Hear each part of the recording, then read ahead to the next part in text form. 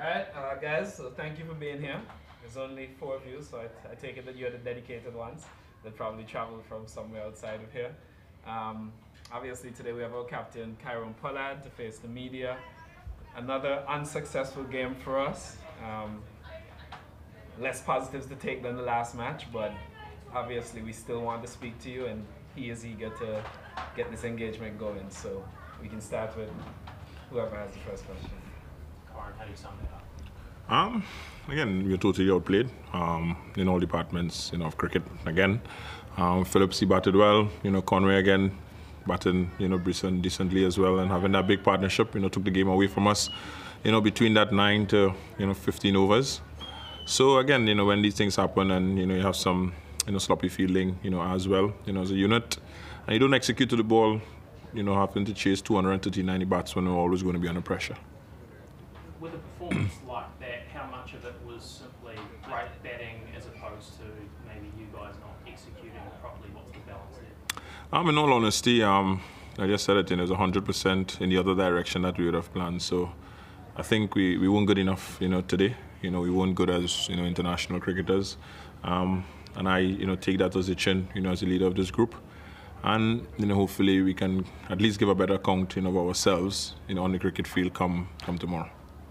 2018, Colin Munro did the same thing against the West Indies. Only a couple of players were present in that game. I mean, do you guys just dislike Bayo or? Yeah?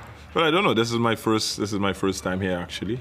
So again, another beautiful stadium, another beautiful facility. When it comes to these sort of places, for us, you want to play cricket. You want to, try to entertain, as well. So, and suck up the atmosphere, of a brilliant sort of facility. But again, I said 2018. I can't comment on that. I was not there. But this one, wouldn't be a, happy taste, in my mouth, for at least for the rest of the evening, until we come back on the field tomorrow. Please God. You chose to bowl. Was it difficult to get going in those conditions? It was a little bit tricky, like Friday night with the rain and everything like that. Or did you just feel that the bowlers were just sort of missing their mark, and then Phillips sort of took over from there?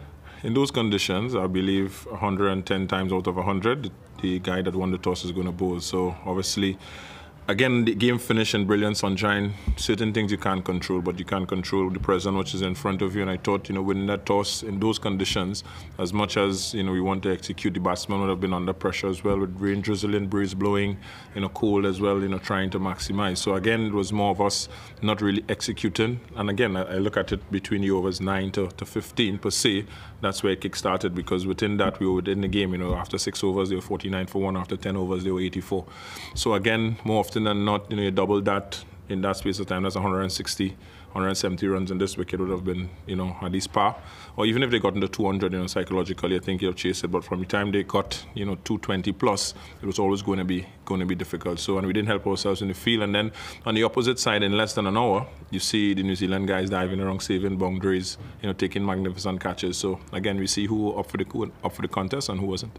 So obviously with an immediate turnaround, you can't do anything technically or training-wise to chase that. So it's all mental between here and tomorrow to fix those things. It's just a mindset, and it's just an attitude. And again, each and every time you step on the cricket field, you get an opportunity to represent your country, your international team, and the people of the Caribbean. So you want to have that sort of pride. At the end of it, you must have personal pride as well. So hopefully, let's see how we turn around in 24 hours. But again, it's all mental. The series would have been more mental than anything else. Again, you spend a lot of time in New Zealand in a sort of isolation, and then coming out the day before the game, quick turnaround, and then back to back. So again, you need to have a strong mindset for that. But it doesn't make an excuse, as I said, for the way that we played it. That had no justice in what happened or transpired on the cricket field today. What message would you give to your team members for tomorrow? Again, lift your head, and come to again, put the wrong things right. We can't win the series, but what you can do is leave with your head high. You can have that sort of personal pride in your performance, and you can also want to come and show that you merit a place, in the team, as well. We have a couple of guys who are missing as well, so this would have been the opportunity, guys, to stand up and try to, be counted and make it difficult, for us going forward. So again, there's a lot of different things you can get out of it, and is what the individual wants to get out of it, in the end of it. So we'll see what transpires in 24 hours. David, what do you make of his performance? Yeah, it's tough in a loss like that. But again, I thought, what we wanted him to do in the first two overs. I didn't get a second over. Plan worked. The fourth ball of the over, Guptill hit it, and I, was a guilty party that time. That doesn't happen often, but I got to take a slap on the wrist for that. But it nearly worked, and then the way he batted with confidence. So again, not all doom and gloom for him. I thought he came in. And, first game for West Indies as a young fella, you want to play for the international team. He did himself, fairly decently. So hopefully, again, quick turnaround tomorrow, he gets that opportunity and, we see what he can offer. He has been scoring runs in our domestic cricket, about 40, 50 overs, and he had a decent, sort of CPL this year. So, sometimes you have to give guys opportunity. That's the only way you know what you can do. We can't think about potential and promise. The only way we can know what you can do is actually on the cricket field. What changes are you looking to make for tomorrow? I can't tell you that. Speaking about potential, did you know about Phillips' potential? He's played a bit in the Caribbean Premier League before. Yeah, of course. He's played in the Caribbean Premier League, and for two or 3 years, if I'm not mistaken, he has scored runs, in the Caribbean as well. So we had a fairly decent idea of how to bowl at him. Obviously, the conditions are different. He's back in more familiar conditions. And again, if you look at it, from a different perspective, if for instance, Kieron Williamson was in this team, would he have played? Or you don't know.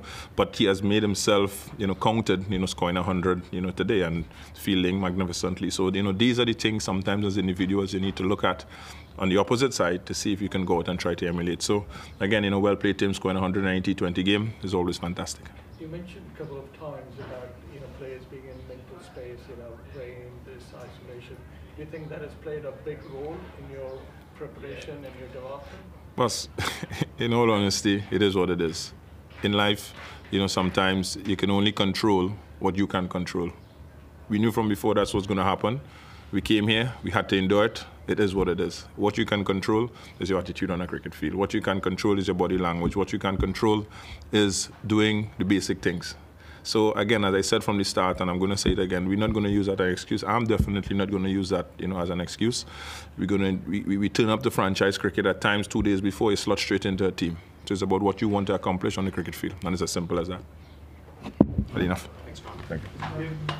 Sweet as well. I think this is Glenn Phillips. Sensational day. To the floor it is. Congratulations, Glenn. How do you sum that up, the day you had today? I'm not sure there's many people in my position that can sum it up. It's just an incredible day. You don't get them very often, so for me personally, I try to make the most of it as I can. My whole thing is to try and be an entertainer for the crowd, and in that moment, having the crowds back, we wanted to give them something special. The whole team wanted to give them something special. So it was just, it was amazing that for me personally, I could be part of it again. You came in at a time where Black Caps lost wickets in successive overs. Can you maybe talk us through your innings? It sort of looked like you started off slow and then you just took off. A big part of our game plan is communication.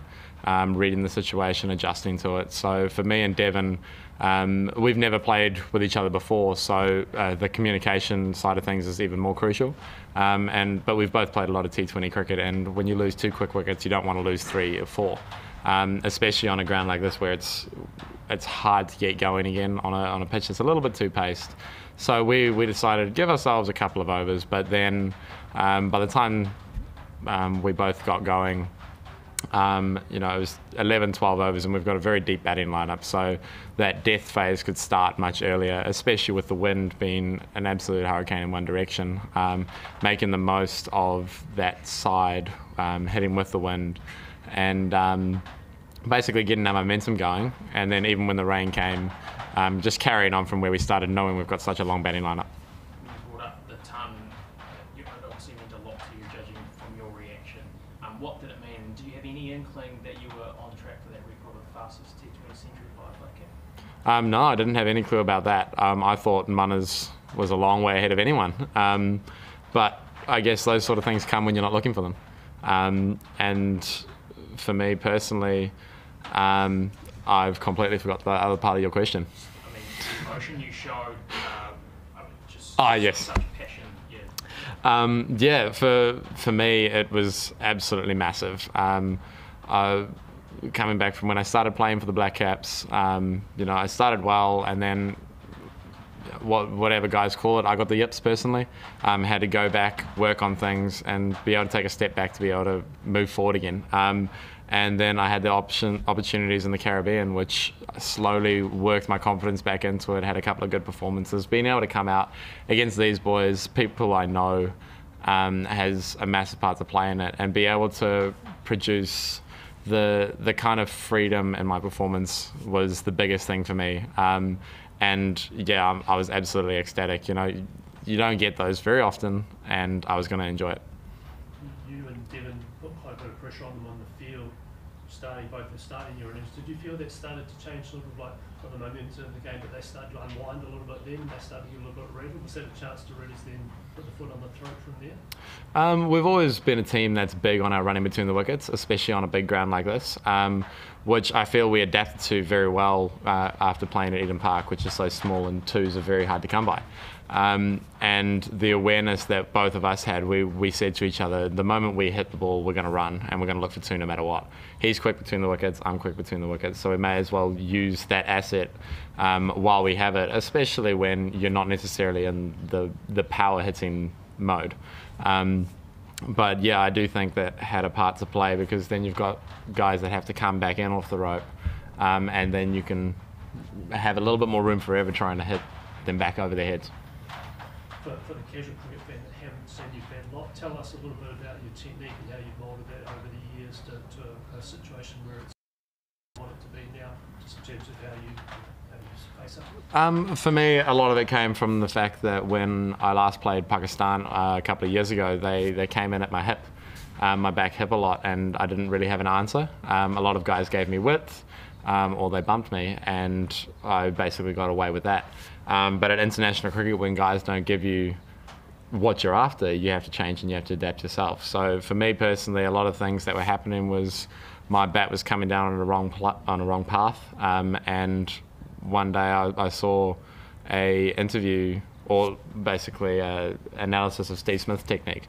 Now I don't copy it fully, but the idea of where my bat comes out is a lot to do with him, because my whole shoulder can then come back into line as opposed to start in line and go back out of line. Not that that makes too much specific sense to the common cricketer, but for me it was all about aligning things properly.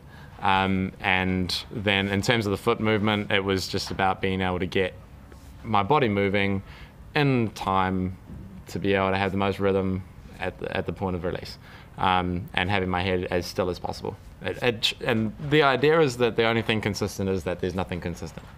Now each match, until the knee doesn't go out, you're going to get asked about that. Yeah. How often does it happen? Do you expect it to happen? Is it possibly a lucky charm now? No, not a lucky charm. No, I'd rather not have it ideally. No, back a couple of years ago when I was playing hockey at school and football, my knee subluxed. Both my knees have done it. It never really altered too much. Just strap it and rest for, well, not even rest. I never stopped on it last time either. But being able to just hold it in place, knowing that if it does, try and reduce the risk of it going again. It's quite a funny one actually, because in the moment it's a shock and it really hurts, but it comes back and recovers just as quickly. The ligaments around the knee are a little bit weak now, hence the reason for the strapping. But ideally we don't want it going over and over and over. I mean, the innings and then the run out and the catch was an amazing day. Did you ask him to have a bowl at all? Honestly, I would have absolutely loved to have a bowl, but once again, from our team mindset, Ish hasn't necessarily been playing all too much, and he's been doing a couple of things that he's been working on. So that was the perfect opportunity for him. He's had 3 good overs, give him the 4th, keep him in his zone, and I would have loved to have a bowl. I'm always keen to bowl, but team first. And just how significant for you personally in terms of your place in this side? You've got someone like Kane who's sort of coming in. What does a performance like this do for you personally moving forward? Maybe perhaps thinking about the T20I World Cup as well. Honestly, I'm not going to look that far ahead. For me, it's one game at a time. There's guys that are established that are still having to come back, and there's players that are higher up the ranking than myself. All I can do is, when I'm given the opportunity, do the best that I possibly can for the team, because if the team's winning, then everybody's ultimately more happy. And if I can play a role in that team winning, then that's the biggest thing for me. Whether I'm playing here, whether I'm playing for the Talawais or for the Aces, or even for my club back home. Just being able to play the role that I need to play for that team and take it one day at a time. Sure. Just firstly, congratulations. But then you mentioned about playing in the Caribbean and all. Has that helped you develop new skills, and especially facing some of the same players that you played with in club cricket out there? Does that help you prepare? Especially playing at home? Yeah, massively so. Over in the Caribbean, my first year over there, I really struggled with spin. We don't have to worry about balls turning or staying low over here. And I took for granted the fact that you can just hit through the line and basically go .6. But over there, that's not the case. So I had to really work hard with Sawan on being able to find a way to play spin more effectively, because the problem is not necessarily being able to find the boundary. The problem is being able to find the ones in between and not put myself under pressure. And today and the other day, being able to start against Fabian, I guess not convincingly as such, but for me being able to feel like I was in control, that I didn't have to hit sixes, even though that was the case. It didn't feel like the pressure was on me to hit sixes as such. So finding ones and learning to control what I can control has been the biggest thing for me. Last one, Ben Mackey. Glenn, you touched on that you took the record fastest 100 off Colin Munro, someone you played a lot of cricket with at Haupakaranga and for Auckland. What does that mean to you, and what influence has Munners had on your own batting in your career so far? Man, Munners is absolutely exceptional. Any record he makes, honestly, I don't think ever going to get broken. But today was the exception to the rule, and being able to be in the same shed as that guy and feel his energy, feel his buzz, his passion for the game, and the way he goes about his cricket is absolutely amazing. The freedom of which he plays, not necessarily carefree as such. I know he does feel pressure, but when he goes out, he just does whatever he's going to do and lives and dies by his own sword. And you try and take little pieces of that. Obviously, it takes a lot of bravery to do what that guy does. So massive respect for him, but being in a change room with him so often has been a massive experience for me. Thanks, guys. Thank you.